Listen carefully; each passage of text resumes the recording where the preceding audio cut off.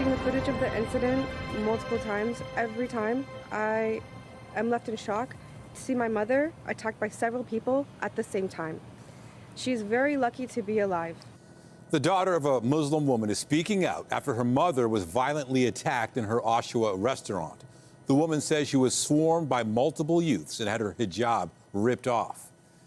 Good evening. We begin with a warning to viewers. The following video may be disturbing. Surveillance footage from inside a pizza captured the moment several people jumped over the counter and violently assaulted the owner. CTV's Allison Hurst joins us live from the scene tonight with the latest. Allison. We've been speaking with business owners here in this plaza, and they're incredibly shaken by what happened at this pizza here just behind me. Police are telling us that the suspects were involved in what they're calling other disturbances in this area around the time of the attack. Watch as a person jumps onto the counter in the middle of the screen at an Oshawa pizza. It happens again before another hops over to try and take something. That's when the owner comes out of the back trying to stop them and is swarmed in a violent attack. And I was devastated, absolutely devastated. Skylar Griswold was at the plaza around 12:30 a.m. Wednesday when it happened. And then there was like running and screaming and yelling. And I was like, okay, well, I don't really know what's going on here, but don't want to get too involved. The surveillance footage is blurred because police say the suspects are all under the age of 18. As it continues, more people get involved. The victim was taken to hospital. My mother is still recovering from the attack. She is deeply shaken. The incident has left her scarred and extremely on edge. This morning, the victim's daughter spoke at a news conference. Hearing the news, I was numb. After seeing the footage of the incident multiple times, every time, I am left in shock to see my mother attacked by several people at the same time. Durham Regional Police say the investigation is in its early stages, but their hate crime and equity and inclusion units are involved. We are looking for a group of males and females. I believe the majority of them were females. However, we are looking for both. Police did not give an exact number of suspects, but the National Council of Canadian Muslims says there were 10 and are calling for action. It's time for the words to become actions now. Our elected officials to acknowledge what is happening across the country and to formulate a real plan with real solutions. They want to see consultation with community members, a robust anti-hate crime unit, an extension of the anti-hate grant to include businesses, and an anti-hate and anti-Islamophobia curriculum. She was beaten up by 10 people. Her hijab was pulled off, head stomped, and we're lucky that she's alive. Griswold also works in the plaza and knows the victim. This woman has been nothing but like a positive pillar in our community. She feeds people when they don't have money. She helps out in the community. She hopes the suspects are caught. Oshawa's mayor released a statement which I'll summarize here. He says in part that he's deeply concerned and troubled by this shocking act of violence, that everyone should feel secure and safe in their workplace and businesses. And he adds his thoughts and sympathies are with the victim and her family. Reporting live, I'm Allison Hurst. Michelle, back to you. Thank you, Allison. We're following breaking news out of Etobicoke, where a motorcyclist has died after colliding with a truck. This happened around 3:15 in the area of North Queen and Atomic Avenue. Police say the motorcyclist, a man in his 50s, was rushed to hospital with serious injuries where he later died. The driver of the truck remained on scene. The cause of the crash is under investigation. And a skateboarder was rushed to hospital after being struck by a vehicle in Midtown this afternoon. The collision happened shortly after 2:30 in the Christie and Davenport area. Police say the skateboarder is a man in his 30s. He suffered serious injuries. The driver involved remained at the scene. There's no word yet on what led to the collision or if any charges might be laid. One man is dead after a blaze broke out at an encampment in the Don River Valley early this morning. Toronto's fire chief says crews battled a significant fire involving exploding propane tanks and massive flames. CTV's Sean Leathong joins us live outside the scene with the details. Sean. Well, Nathan and Michelle, the encampment was located in the forest behind me. And to give you an idea just how big the fire was, the encampment actually is significantly down a hill that begins as soon as the pavement stops. When fire crews arrived here just after 4 this morning, the flames were higher than the trees. Through a clearing in the trees, a white tent marks the site of a large encampment fire where one person was killed. Upon arrival, the first truck encountered a significant fire. Flames reported to be 30 to 40 feet in the air. The encampment was set up in a ravine downhill from the rear parking lot of the Latvian Center near Eglinton Avenue East and Credit Union Drive. Toronto Fire was called just after 4 this morning. The fire was quickly knocked down and crews discovered the body. The fire chief describing the dangers of an encampment like this one. There were numerous structures down in that valley that were constructed of wood, that were covered in cardboard, and then again, numerous compressed gas cylinders, numerous propane tanks. In fact, one of the structures had a wood stove built into it. Despite the number of structures, Jessup says no one else was there when crews arrived. So this encampment's been around probably since about COVID is when it became noticeable. The Latvian Center's president, Lionel Zondo, stressed their concern, pointing to a playground located just meters away. He says they were in regular contact with the encampment's occupants for the past few years, having had to call the police last week. Most times it's a cordial interaction, but last Wednesday went a little bit too far. Was it violent? Was it verbal? Verbal abuse. In a statement, Mayor Olivia Chow's office called this a tragic loss of life, adding, "This tragic incident underscores the urgent need to bring people indoors into shelters and affordable housing. Since January 1st, 2025, the city's Streets to Homes program has referred 481 people into shelters. We're also investing in long-term solutions by moving forward with building 6 new shelters."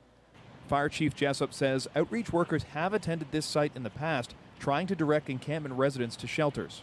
Ironically, I actually did find some of the public education materials that we have actually distributed in one of the structures down there. So Toronto Fire had absolutely been here. We have been trying for a number of years now to try and get assistance for the folks down there in order for them to be relocated or rehoused in some capacity. That is the challenge. Zondo says another unreported fire in late 2023 caused encampment residents to leave for a short time, only to return when the weather gets warmer, with little being done because the encampment was tucked out of sight. It took a fire and a loss of life for it to become visible. Toronto Police, Toronto Fire, and the Ontario Fire Marshal's office are all investigating. Now, there's been no comment as to what actually caused the fire, but I'll give you some insight into how active the investigation is going. While all 3 of those outlets are here that we mentioned, the Toronto Police are currently leading the investigation. Reporting live, I'm Sean Leathon, Nathan and Michelle. I'll send it back to you. Thank you, Sean. Fire crews in York Region are battling a large blaze at a scrap metal yard. Our CTV News chopper was over the scene in the Woodbine and Stouffville Road area around 3 p.m. Officials with the town of Whitchurch-Stouffville say fire crews arrived to heavy smoke and flames. They say the cleanup will take a while because there's no access to hydrants in the area. Nobody was hurt, and the cause of the fire is being investigated. Turning now to Scarborough, where 2 men in their 60s were found dead inside a home last night. The circumstances surrounding their deaths are not yet clear, but the homicide unit has been brought in to investigate. CTV's Beth McDonnell has the latest from the scene on Chelwood Road. Beth. Michelle, there is shock and sadness on this street. Tonight, people have started bringing flowers and toys for the 2 men. And one neighbor tells me the 2 men who lived in the home behind me are brothers. Toronto police have been keeping a close watch on the Scarborough home next to Lillian Lewis. I was so shocked when the police came and say they passed away. I'm so shocked. Lewis says for a long time, a man and his mother lived here. Then about a month ago, she died and the man's older brother moved in. Wednesday afternoon, Lewis says she got a call from their sister. So she said she calling them and she cannot get no response from them. So I went over and I knocked on the door and no response. I could come back to her and I told her no response. Then around 6:30, police responded to a call for a well-being check. Officers are not confirming the relationship between the 2 men who died, but say they both lived in the home. It's located on Chelwood Road near Birchmount and Eglinton. Once on scene, they did locate 2 deceased persons inside. I can tell you it was a male, 62 years of age, and a second male that is 67 years of age. Officers say the men's bodies were found inside and there are no signs of forced entry. They also say there is no concern for public safety. For people who knew the family well, there is upset and anxiety. It's really sad. It touches a lot of us who have been here for a long time and know this family. We don't know what's going on, so of course we're concerned. Is it, something domestic, or is it something from the outside? Police say the Homicide and Missing Persons Unit is investigating, but the deaths haven't been ruled homicides. Several neighbors say the man living in the home long term is charming and helpful. Very friendly. Very friendly. I've known him like maybe 15 years. We greet each other in the morning when I, walk the dog. It's sad. It's really sad to hear something like this. My neighbor, it's not good. It's not clear how the men died. Police say investigators are waiting for autopsy results. Police are asking anyone with information to come forward. Reporting live, I'm Beth McDonnell. Michelle, back to you. Thank you, Beth. An arrest has been made in the sexual assault case last month in Hyde Park. Police believe a woman in her 60s was walking in the park when she was dragged into a wooded area and assaulted. Investigators believe there may be more victims. CTV's John Musselman has the latest on the arrest. John. Well, Nathan, there's no doubt that this rocked the neighborhood here. People who use Hyde Park, they're quite concerned about this. People are expressing relief that someone has been arrested. It was an attack that residents called frightening, and it kept many away from Hyde Park, especially at night. It was pretty scary to hear that, honestly. I live on Parkside, and my partner lives down the street, so it was pretty scary now to think that if I'm walking around alone at night, and especially being a woman, it's really scary. So night or in the evening hours, yeah, it would make me very nervous. For us, because I used to come in the morning in the park, but since I hear about this news, my kids, they don't allow me to go anymore outside. A woman in her 60s was dragged into a wooded area inside Hyde Park and sexually assaulted. It happened last month on the night of June 4th around 10:40 p.m. Today, police announced they have arrested a 35-year-old man identified as Courtney Henry of Toronto. These are traumatic crimes. We recognize how incredibly difficult it can be to come forward, and we're grateful to the victim in this case for her courage and her resilience. The accused is facing multiple charges, including sexual assault, choking, uttering threats, and forcible confinement. Investigators say they released his picture because there may be more victims out there. In last month's attack, the woman was able to call for help, and a passerby came to her aid. Still, police say there will be a more visible police presence in the park this summer. Hyde Park is one of the city's most cherished public spaces, and this assault understandably caused fear and concern to the community. No one should feel unsafe walking in their own neighborhood or alone in a public park. We do need some police presence here, and CCTV would be also a good idea. The accused was scheduled to appear in court this morning.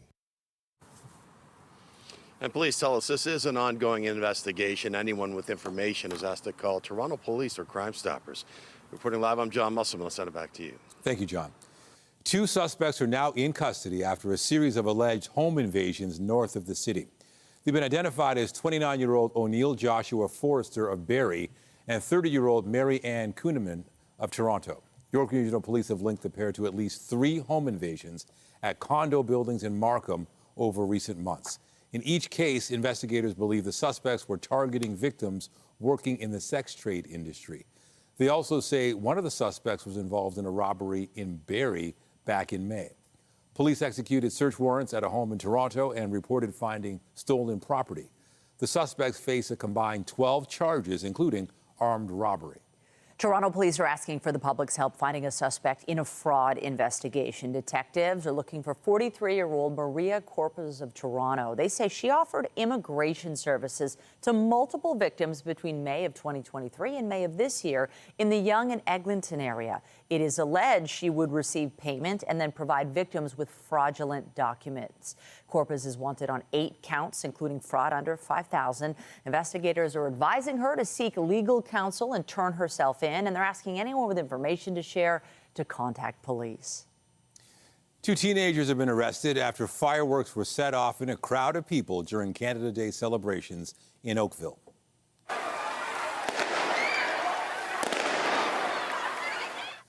This was the scene near Bronte Heritage Park as 30,000 people attended the town's fireworks show.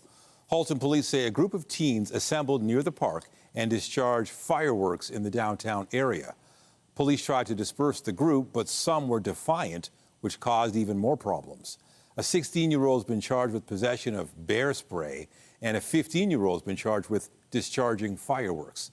No injuries were reported or damage was reported either.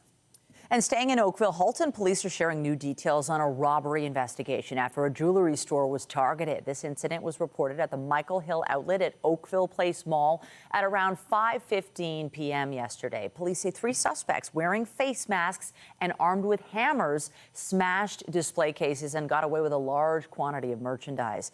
Investigators now say they're looking for 2 men with a slim build and one with a heavier build, seen fleeing the mall in a white vehicle. Anyone with information is asked to contact Halton Police, or they can make an anonymous tip with Crime Stoppers. Now to the latest on Toronto's speed enforcement cameras. Police confirm at least 11 have been vandalized over the last week and a half. The impacted devices included one near Dufferin and Bloor, which was reported damaged a week ago. Police say they've been made aware of those 11 vandalized cameras between June 24th and today, but so far no arrests have been made. This follows a series of incidents involving speed cameras on Parkside Drive. It was reinstalled this week after being damaged for the 5th time in 7 months. A surveillance camera has also been set up nearby to keep an eye on the speed camera. A live look outside this hour. The sun is shining, plenty of daylight left, and nice summer evening warmth on tap. There's a lot to like as far as the forecast goes heading into Friday and the weekend. Let's bring in Lindsay Morrison with all the sunny details. Lindsay. Yeah, Michelle, this is crowd-pleasing weather in my opinion. We've got the sunshine. We have temperatures that are a little more comfortable than they've been. Not as humid today. Here's our lakeside communities in the low or mid-20s, depending on where you are. It is currently 24 degrees in Toronto. It feels like 25, so just a hint of humidity today, thanks in part to winds that have been coming out of the northwest. Pretty breezy this afternoon and now early evening as well. Gusts upwards of about 40 kilometers per hour. All is clear on the satellite and radar. It's going to be a beautiful evening, maybe to enjoy dinner outside. There's your 8 p.m. temperature tonight, 22 degrees. And then this is actually relatively cool overnight, 15 for the low. Clear skies, single-digit lows in some areas too. Lots to like in your Friday forecast. We'll take you through it coming up. For now, Nathan, I'll send it over to you. Thank you, Lindsay. There were temporary delays and control tower evacuations at some Canadian airports today because of bomb threats. I assumed it was mechanical, and then a friend texted me and said, oh, something, security at the airport, security threat, who knows? And that's it. We didn't get any other info. There was a lot of questions, and then a friend of mine just texted me and said there was a bomb threat in Ottawa and Montreal. Brief ground stops led to delays after the airports in Ottawa, Montreal, Edmonton, Winnipeg, Calgary, and Vancouver received bomb threats. But normal operations gradually resumed throughout the day. Travelers are still being advised to check the status of their flight. Transport Canada says it's working with airport authorities, NAV Canada, and local law enforcement to fully assess the situation. South of the border, Chicago police say 4 people are dead and 14 others are injured in a drive-by shooting. Police are searching for suspects after a vehicle drove past a group standing outside a downtown nightclub and opened fire late last night. 2 men in their 20s and 2 women were killed. 3 of the people who were injured are in critical condition. Police say they have no one in custody. It's been another day of violence in the Gaza Strip. Palestinian medics say at least 15 people were killed in an Israeli strike at a school sheltering displaced people in Gaza City. Israel says it targeted a key Hamas gunman operating there. To the south, 20 people were killed by Israeli fire as they made their way to an aid distribution site. In total, Israeli airstrikes and shootings killed 94 Palestinians in the territory overnight. The soccer world is mourning the loss of one of the game's great stars. Diogo Jota and his brother were killed in a car accident in Spain today. The Liverpool player and his brother Andre Silva were the only occupants of a car that veered off the road. Police are investigating the cause of this incident. Portugal's prime minister said Jota was an athlete who greatly honored his country's name. Liverpool said the club was devastated by the tragic passing. Jota joined in 2020, winning 3 major trophies with the team. He also helped Portugal win the Nations League this year. In Washington, Donald Trump's $4.5 trillion tax breaks and spending cuts bill has received final passage in Congress. It'll be signed into law by the U.S. president tomorrow. When you go over the bill, it was very easy to get him to a yes. You know, we went over that bill, and point after point, biggest tax cut in history, great for security, great on the southern border. Immigration is covered. We covered just about everything. Again, it's the biggest bill ever signed of its kind. The legislation was approved in the House of Representatives today by a margin of 218 to 214. 2 Republicans joined all Democrats in opposing the bill. It includes a significant investment in national security, the administration's deportation agenda, and developing the Golden Dome missile defense system. To help offset lost tax revenue, the package includes $1.2 trillion in cutbacks to Medicaid, health care, and food stamps. The Senate approved the bill this week with a tie-breaking vote by the vice president. A UK company is showcasing what it hopes will be the taxi of the future. Vertical Aerospace is testing its air taxi prototype in England. The company says the electric aircraft is quieter than a helicopter, and its wing flying mode is more efficient, allowing it to travel longer distances. The VX4 reaches speeds of 150 miles per hour and will fly at an altitude of about 2,000 feet. The company says it has received 1,500 pre-orders. Coming up, thieves tapping into Pinpad vulnerability, stealing thousands from small business owners.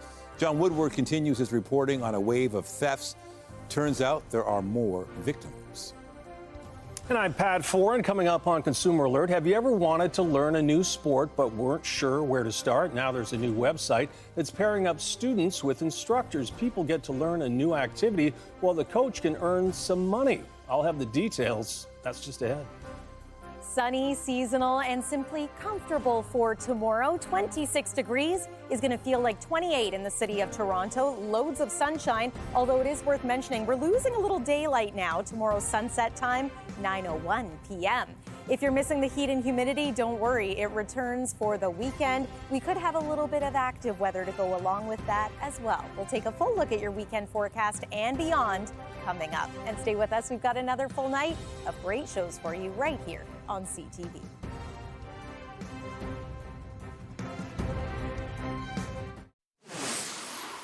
We're following breaking news out of Mississauga tonight, where multiple people have been rushed to hospital in life-threatening condition after a crash involving 2 vehicles.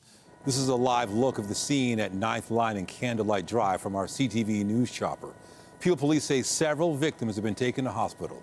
Their ages have not been released. Police say one person also fled the scene on foot. Police continue to investigate the cause of the crash, and of course, we're going to keep on following this story. If you've never played a sport but would like to try and hit a golf ball, pick up a tennis racket, or try kite surfing, it can be daunting to try and figure out where to start. Now, there's a new platform that launched in the GTA, which is connecting students and instructors for affordable lessons. Pat Foran has the details on this Consumer Alert. Pat. Thanks, Nathan. Michelle, if you ever wanted to try a new activity like pickleball, skating, or karate, you might need lessons to get you started. The website Teach Me Too lets students search for instructors in their area who offer lessons at different price points and skill levels. The main rule is you can't step in the kitchen, which is the light blue here. Pickleball is one of the fastest growing sports in Canada. It's something people of all ages can play and takes just a few lessons to get the hang of it. James Mitchell is an instructor who offers his coaching services on Teach Me Too, a website that allows him to coach players on evenings and weekends and make some money at the same time. It's not as crazy as tennis, and it's a little bit more of a step up from ping pong.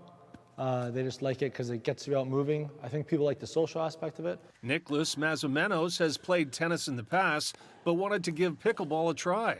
It's going good. It's my second lesson. I feel like I've learned a lot. We started having Canadian coaches sign up and they wanted to teach, and then they started getting booked. And so we were like, man, we need to double down on this. Teach Me Too founder Tyler Maloney says following its success in the U.S., it's now offering services in Toronto. Students find local coaches offering lessons at a price point and skill level they want, and the first lesson is free. So far, its most popular sports here are golf, tennis, and pickleball, but it's hoping to add more activities that are on its U.S. platform, too. Music theory, rock climbing, stand-up paddleboarding, beach volleyball, juggling. Maz Patel only started golfing a year ago, but he enjoys the game and wanted to take lessons to get to the next level. I just want to play consistent, and if I'm going out there from people from work, I don't want to look bad. For coach Craig Cook, it's a way to share his love of golf and earn extra money teaching part-time. I teach all ranges of golfers, beginner, intermediate, and more advanced. I also offer playing lessons on the course. Lessons start at about $50 and increase depending on the instructor's skill level. The website makes money taking a fee from each lesson. More coaches are needed and can apply online. The website is hoping to expand its services in Canada in the future. And there is no fee to check the website, so it's free to see what's being offered. And if you can play piano, baseball, or soccer well enough to teach it, you could try and have your very own side hustle. On your side, I'm Pat Foran. If you have a consumer story idea, email us at alert@ctv.ca. Well, I'm thinking if you have maybe soccer or baseball tonight, and maybe you're watching in the stands, conditions are pretty comfortable. Really nice. I was thinking if you pick this week to be your vacation week for the summer, you lucked out because even though there was the threat of rain, we haven't had that much. Yep. And this weekend ahead is looking stellar. Yeah, it's looking not bad, especially if you like heat and humidity. But for tonight, well, you can maybe turn the AC off, give it a little bit of a break, open the windows, enjoy some fresh air. We're a little bit cooler, dare I say. It's all relative, of course. Comfortable is maybe what some prefer into the night tonight. And tomorrow's looking like a really lovely and comfortable day before that heat and humidity builds back in. Let's show you what it looked like a little earlier today. It was a nice start to the day to downtown Toronto, as we're seeing, and also the West GTA. If you're joining us from parts of York region or Durham region, you had some showers and some downpours early this morning, but that's okay. Lawns and gardens needed it. Look at that, a nice peaceful start to the day too on Lake Ontario. Nice little stand-up paddleboarding there. It was a little active earlier this afternoon and into the early evening for eastern sections of our province. Those thunderstorms have now crossed the border and are no longer a concern here locally. In fact, we're going to be pretty quiet weather-wise as we make our way through the night tonight into the day tomorrow. Things could become a little more active again as we enter the weekend. Let me show you how it's playing out right now on the forecast radar. So there's your Friday afternoon. Wall-to-wall sunshine, nice and comfortable temperature-wise. Now, Saturday, it's worth just mentioning that a few pop-up showers or thunder showers could happen. It is going to be a hot and humid day, especially in the evening hours. We'll watch for some lake breeze storms, but at this point, we're going to call it a mix of sun and cloud type of day. Sunday starts off with some sunshine. By the end of the day, I anticipate that we will see an increase in cloud cover and perhaps some late-day showers or storms as well. See all that heat brewing stateside and also impacting our friends in the Canadian prairies. That is headed our way. But right now, yeah, no heat, no real humidity. It's 24 degrees and it feels like 25 in Toronto. Overnight tonight, we drop to a low of 15 degrees. That's just on the cool side of seasonal. 16 is our standard overnight low at this time of year. And temperatures right across the board tomorrow are going to be in the mid and upper 20s. Lots of sunshine in store. A good day for camp tomorrow. Again, with it not being quite as hot and humid, you don't have to worry about overheating or overexerting yourself quite the same way. Here's the 7-day forecast. Let's talk about the highs over the weekend into the 30s, but feeling like the 40s. We are going to get some relief from that heat in through the middle part of next week. Watch for Monday to be a bit of a wet weather day. That's your look at the forecast for now. Michelle, over to you. Thanks, Lindsay. Well, you saw the story here first last night. Small businesses being targeted in Pinpad refund thefts with thousands of dollars stolen in a matter of seconds. And since our story aired, more victims have come forward. And as CTV's John Woodward reports, there appears to be a connection between two seemingly separate cases. Oh, it's terrible. That was 74-year-old Shiro Mauro's reaction when he saw what had happened as he minded his son's flower shop on the Danforth in Toronto last Saturday. The surveillance video shows while one man distracts him, another grabs his point-of-sale terminal and swaps it out. Once they had it, the thieves refunded themselves $2,000. Morrow called the police. $2,000 is a lot of money for the small business on Danforth. 2 days later, over in Pickering, security video shows a similar scam at Total Tire. One of these people distracts one staff member, and there it is again, the Pinpad swapped out. Owner Charmaine Carvalho says they discovered multiple small refunds totaling some $1,400, all done through the independent refund option on the terminal. It's very fortunate that I caught it in that timeline, because if I hadn't, we wouldn't know how much more he could keep charging. Joining a list of businesses who have been victimized by thieves by the very technology they use to accept money from customers. This happened at the Souvlaki Hut on Queen Street East on Monday. But the difference is, with these two crimes, they're connected. Carvalho discovered that the Pinpad thieves left behind at her store is the same one as the one taken from Morrow at the flower shop. That's what surprises us, that the range is pretty far. The thieves possibly organized. Morrow wants the police to step in. I want you to catch these two people, and also I want the money back. Toronto police say they're investigating. It's unclear yet if the Toronto police are liaising with Durham Regional Police. John Woodward, CTV News. And if you have a story that you'd like us to investigate, just send us an email to investigate@ctv.ca. Also tonight, using social media to create accessible health information for Canada's diverse communities. Details on the digital approach coming up. When you see it happen, send it to CTV News. Text 10400 from your screen to ours. Text 10400. Finding good, credible health resources online can be challenging, especially if English is not your first language. Our health reporter Pauline Chan highlights a Canadian website that offers reliable information in numerous languages. It started as a COVID project, helping the Punjabi community find reliable health information for their families. It became clear as the pandemic was rolling out and vaccines were rolling out that we really needed to think about how to communicate effectively with diverse communities, not just in terms of translating information, but also understanding, what their priorities were. Dr. Rupadaman Minhas is a developmental pediatrician with St. Michael's Hospital, and his project has now grown into Our Kids Health Network. The beauty of social media really is that, you create something that really can spread very quickly. There are now 10 language groups, including Arabic, Cantonese, Tamil, and even Inuit. Information ranges from measles or ADHD to more mundane questions. Things that you wouldn't necessarily make an appointment to go see your healthcare provider on, but is good to know, like how to stop a nosebleed, how to trim a newborn's fingernails. There's even a category for dads.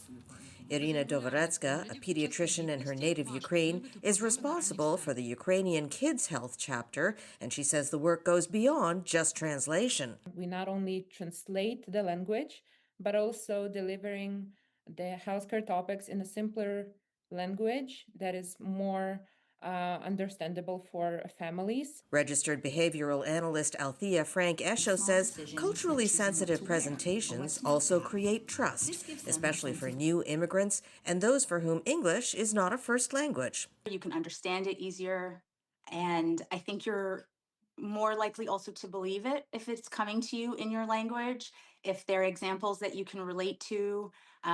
Maybe the people even look like you. The videos, created by some 75 experts from various health fields and in different languages, are available on Facebook and Instagram. And Our Kids Health Network is launching a Black Francophone group, as well as additional Indigenous language groups in the near future. Pauline Chan, CTV News. There's been another drop in the number of new measles cases across the province. The latest update from Public Health Ontario shows 12 infections were reported over the last week. That continues the downward trend after 33 were identified in the previous report and 96 the week before that. Ontario has seen more than 2,200 measles cases since an outbreak linked to an exposure in New Brunswick began in October. Officials have been encouraging vaccination to stop the spread and prevent more severe health outcomes from the highly contagious virus. The province has announced a funding boost to expand health supports at long-term care homes. The Ford government is committing an additional $35 million for its local priorities fund. The initiative provides long-term care homes with specialized equipment, services, and staff training. The Ministry of Long-Term Care says the goal is to help facilities support new and existing residents with complex care needs. More than 900 projects received that funding over the last year, including Women's College Hospital and the Centre for Quality Improvement and Patient Safety here in Toronto. They're working with local hospitals and long-term care homes on ways to prevent avoidable emergency department visits. Well, we're right in the middle of barbecue season, but a new study suggests you should think twice before asking for a hot dog. U.S. and U.K. researchers analyzed data from more than 60 previous studies on the relationship between diet and common major diseases. Looking at processed meats, they found people who ate as little as one hot dog a day had noticeable increases in their risk of type 2 diabetes and colorectal cancer compared to those who didn't eat any. The authors say their findings show there is no safe amount of processed meat to eat.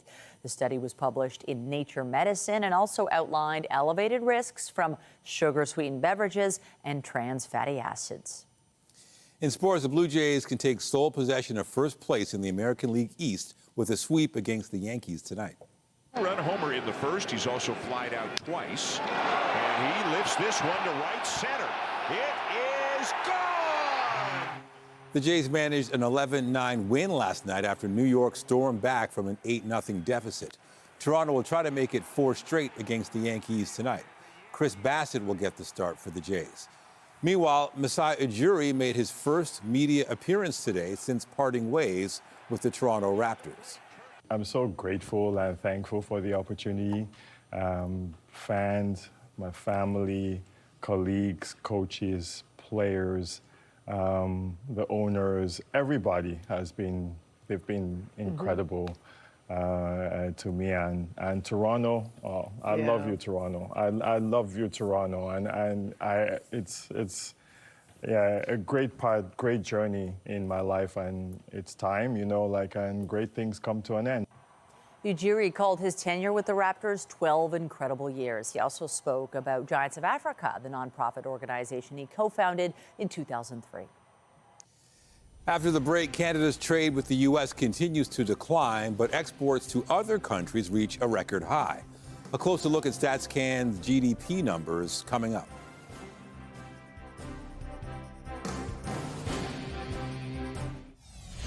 My mother is still recovering from the attack. She is deeply shaken. The incident has left her scarred and extremely on edge. Updating our top stories, the owner of an Oshawa pizza place was taken to hospital after being attacked by a group of young people yesterday. Durham police say its hate crime unit is involved in the investigation. The National Council of Canadian Muslims is calling for action such as an extension of the anti-hate grant to include businesses. It's really sad. It touches a lot of us who have been here for a long time and know this family. The bodies of 2 men were discovered in their Scarborough home yesterday. Police say there are no signs of forced entry into the home and there is no concern for public safety.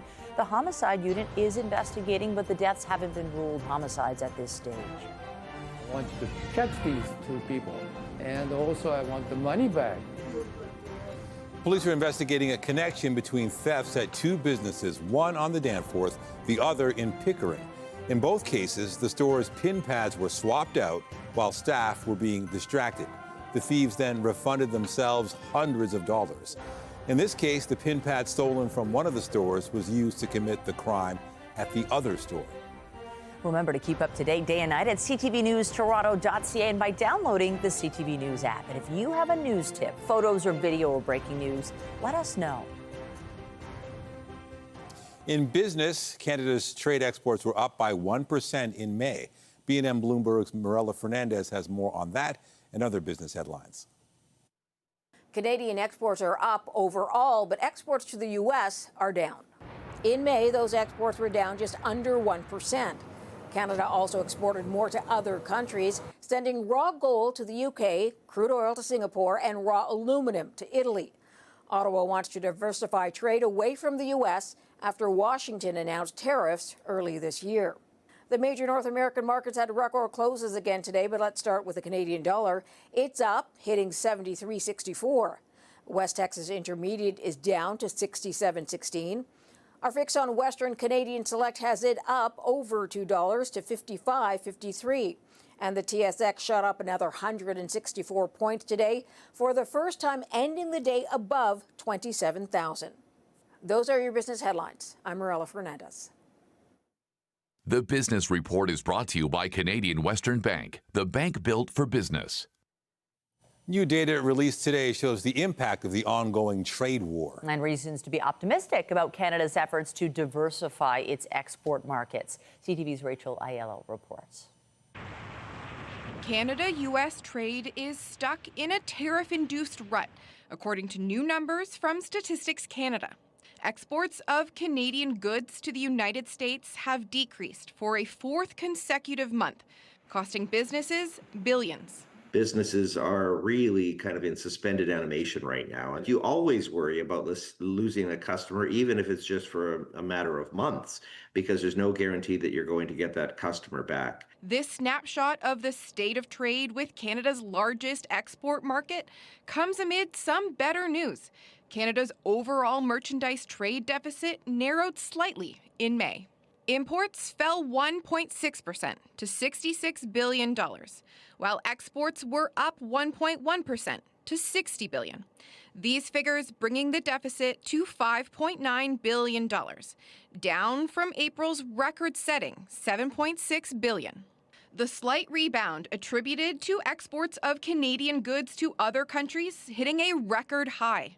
Experts say this is a direct result of efforts to diversify Canada's international trade relationships. What we're seeing in the numbers is somewhat encouraging. I mean, that, exporters, Canadian companies are taking that spare capacity that the United States created or the empty space on the order books and are able to, in some cases, fill it with other markets. Those I spoke with today said with Canadian businesses working to lessen their reliance on the U.S., the worst may be in the rearview mirror. But until Prime Minister Mark Carney locks in a trade pact with U.S. President Donald Trump, the road ahead will remain rocky. Rachel Aiello, CTV News, Ottawa. A new survey from BMO suggests economic uncertainty isn't discouraging Canadians from spending on travel. Out of more than 2,000 Canadian adults surveyed, nearly 4 in 5 said they plan on traveling this summer. 62% said they expect to spend the same amount or more on those trips than they did last year. That being said, more than half said they altered their travel plans because of rising costs and inflation. To Hollywood now, where co-stars and colleagues are mourning the death of actor Michael Madsen. Are you gonna bark all day, little doggy? Or are you gonna bite? Madsen was Mr. Blonde in Quentin Tarantino's Reservoir Dogs. He was a favorite of the star director, also featured in Kill Bill. Madsen appeared in more than 300 movies and films over his career. Many were low-budget features, but others like Donnie Brasco and Free Willy were major hits. His public persona, his personal persona, were that of kind of a bad boy, and he brought that to role after role after role. I think that he, for his generation of actors, was like Robert Mitchum had been to his, someone who was a very good actor, well-trained, knew exactly what they were doing on screen, but just had this air of menace that made you want to watch them. Madsen's manager says he died from cardiac arrest at his Malibu home. He was 67. Just ahead, a smorgasbord of theater and performances. Artists from all over the world right here in the city. Toronto Fringe Festival is underway. We'll set the stage. Tonight, the investigation into national airport shutdowns. We saw a row of security people walking towards us saying, everybody back, turn around. The threats that triggered disruptions and evacuations from Montreal to Vancouver. Later on CTV National News. Toronto's theater scene will be in the spotlight as the city's Fringe Festival gets underway. The 12-day event is bringing together some of the world's most talented performers. Toronto's Fringe is the province's largest performing arts festival, welcoming more than 1,200 artists showcasing their theatrical performances. And this year's festival runs through to July 12, with all the revenue from ticket sales going right back to the artists. We believe that not only do we want to offer an affordable platform for artists to come in and tell their stories, but we want community members, families, and everybody to be able to afford to come in and experience culture and experience the arts. So we have a live band karaoke night, we have drag and burlesque nights, we have disco, a silent disco with headphones that you can all come together and celebrate with, and we have weekend Kids Fest activations. And these are not ticketed. These are just open to community members down at our hub at Soul Pepper Theatre. More information about the lineup, you can head to fringetoronto.com. The hardest thing with Fringe is to pick which shows to actually see because there's so many. Y'all look so cool. And speaking of cool, a bit of a cool down tonight. Yeah, relatively speaking, of course. It is still July, but yeah, not as hot as it's been, and tomorrow won't be either. Let's take a look at your wake-up weather. Dare I say you might need a light jacket as you're venturing out early tomorrow morning. Okay, maybe not, but you will need the sunglasses. Tomorrow's forecast daytime high about 26 degrees, going to feel like 28. Here's the weekend forecast, and Saturday at this point is still looking pretty good, pretty bright. We're going to watch for a chance of a pop-up shower during the day. Better chance of some wet weather for Sunday and Monday, but a reminder, it's going to be hot and humid this weekend with some relief from that heat next week. Michelle and Nathan. Thank you, Lindsay. That's it for us, but be sure to join Omar Sachedina tonight at 11 for CTV National News, followed by Zoraida Allman with our next local newscast at 11:30. In the meantime, our coverage continues anytime on CP24 and at ctvnewstoronto.ca. For Lindsay Morrison and the whole team here at CTV News, thanks for watching and have a great night.